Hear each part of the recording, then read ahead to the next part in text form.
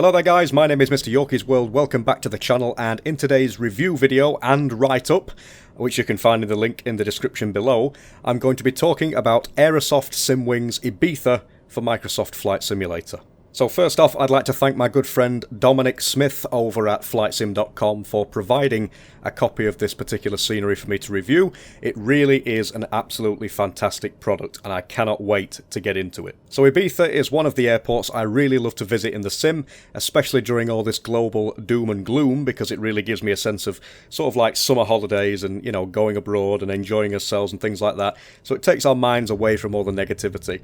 It's a really nice piece of scenery by Aerosoft, and I'm really excited to get into the review. So in the video part of this review, you're going to be seeing several screenshots and in-sim footage of me flying into, out of, and looking around this amazing piece of scenery as I actually talk about it. So sit back, relax, and let's get into it. So a little bit of information about the actual airport. In terms of the airport itself, which carries the ICAO code of Lima Echo India Bravo, Ibiza Airport is the international airport serving the Balearic Islands of Ibiza and Formentera, if that's the right way of saying it, in Spain. It's located about 7 kilometers southwest of Ibiza town, and as the island is a major European holiday destination, it features some year-round domestic services as well as several dozen seasonal routes to cities across Europe. The airport itself has just one runway, obviously both ends of that runway being 24 and 06. So by 2017, the airport itself was handling around 77,000 aircraft movements per year, and if you consider how popular the holiday destination of Ibiza is, you can sort of understand why that is, and why there'd be so many flights in and out of this airport. Now, it's not the biggest airport in the world, but it certainly is one that sees a lot of action on a regular basis. So the in-sim scenery from Aerosoft is truly second to none, with all the parking areas and taxiways correctly and accurately positioned to add that extra little bit of realism, and the scenery itself also includes some of the surrounding areas of the island as well. So it's not just the airport, it's also the surrounding areas as well. So it helps to blend in perfectly with the existing Microsoft Flight Simulator scenery. The airport itself looks really nice on approach from either side, from what I've seen, with plenty of details being rendered in even from a distance, and when departing out of the airport you get to see some of the gorgeous scenery that is featured alongside that main airport itself as well. So custom taxiway signage means that the taxiway signs are very, very clear and precise, depending on the time of day. They can easily be seen in both the daytime and the nighttime. The font looks legible, and the actual modelling of the signs themselves appears to be of really high quality as well. However, I did notice at times that the text on those ground signs, it did seem a little bit pixelated, or maybe like a little bit blurry, and I'm not sure whether that's something to do with the fact that I'm running the simulator in 1080p, and maybe this particular scenery was designed for a higher resolution. But, you know, I wasn't too put off by that, and I wasn't really getting up close and personal with the drone camera every single time I wanted to check out the scenery, but there we go.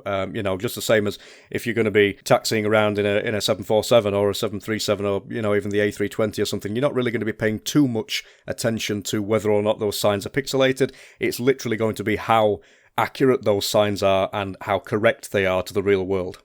So in general, the airport terminals and the buildings themselves throughout the airport really look well made. The textures are sharp and realistic regardless of what time of day it is in the simulator, which is also nice. There's nothing worse than arriving at an airport in the simulator, or indeed just taking a look around, and the models or textures not being quite the same as reality. But with this scenery, they really do appear to be spot on, in my opinion. I wasn't able to notice anything in particular that stuck out like a sore thumb and hadn't been done correctly, so that's obviously a positive. One thing I did notice is some of the road textures behind the airport building could have been improved on. Some paths where cars were driving don't really have any road markings or textures or anything like that, and I think the scenery could definitely benefit from having these added or sort of improved in places. Overall though, not really an issue if you're not bothered about that sort of stuff. The scenery does have custom animated jetway models as well, which seem to work well in all kinds of aircraft. Personally, I use the A320neo for the majority of my flights, and I've not had a single issue when arriving or departing from a stand or a gate with a jetway. They've always worked great, and you know, every time I've used them, they've looked perfect to me.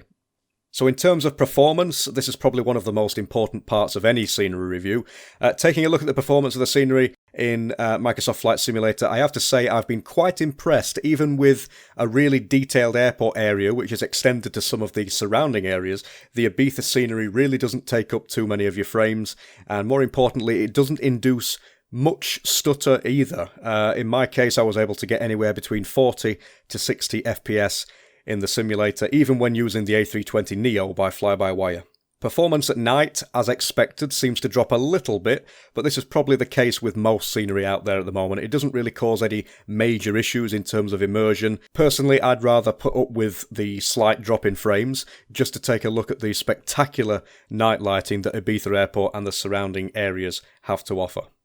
More than likely, as future sim updates are added, I assume that any existing performance issues with this particular scenery are only going to get better, further ironed out, and overall this is a really good starting point as far as Ibiza scenery goes for MSFS, and I didn't really have any issues at all when flying around. So speaking of night lighting then, I was really impressed with what this scenery has to offer at night.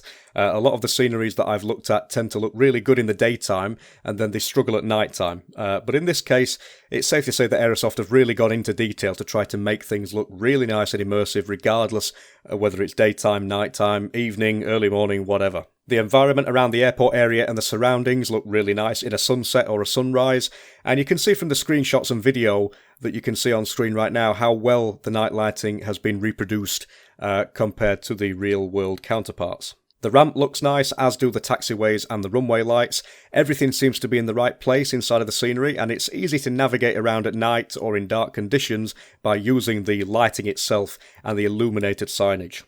So moving on to accuracy then. So when it comes to accuracy, I think it's safe to say that Aerosoft have definitely got it right with this one.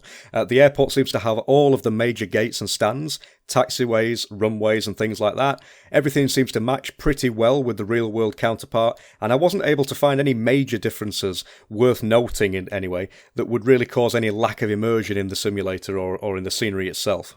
The outskirts of the airport match up pretty well with the in-sim scenery as well, which is great for those of you who like VFR flying around this airport and checking out the sights.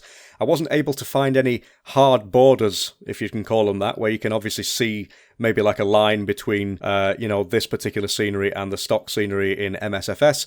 I couldn't really see any difference in quality, so they seem to have really done a good job in making it fit in well with the surrounding scenery of Ibiza.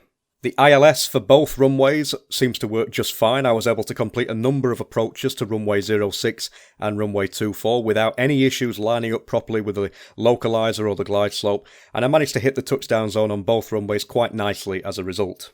So in terms of system requirements then, according to the Aerosoft website, the requirements for this scenery to work well on your system are as follows. So you need Microsoft Flight Simulator, which is obvious. The operating system is recommended to be Windows 10 with the November 2019 update, or 1909 onwards.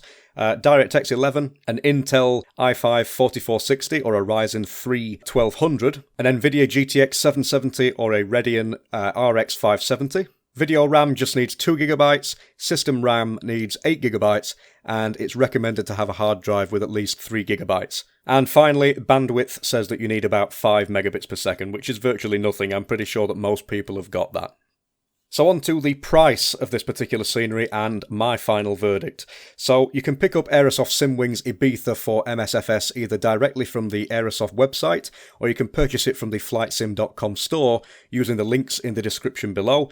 You can probably also find it on other websites as well. The product itself, at the time of making this review, is currently priced at £15.52, obviously that being in Great British pounds, which equates to around $21.48 in US dollars.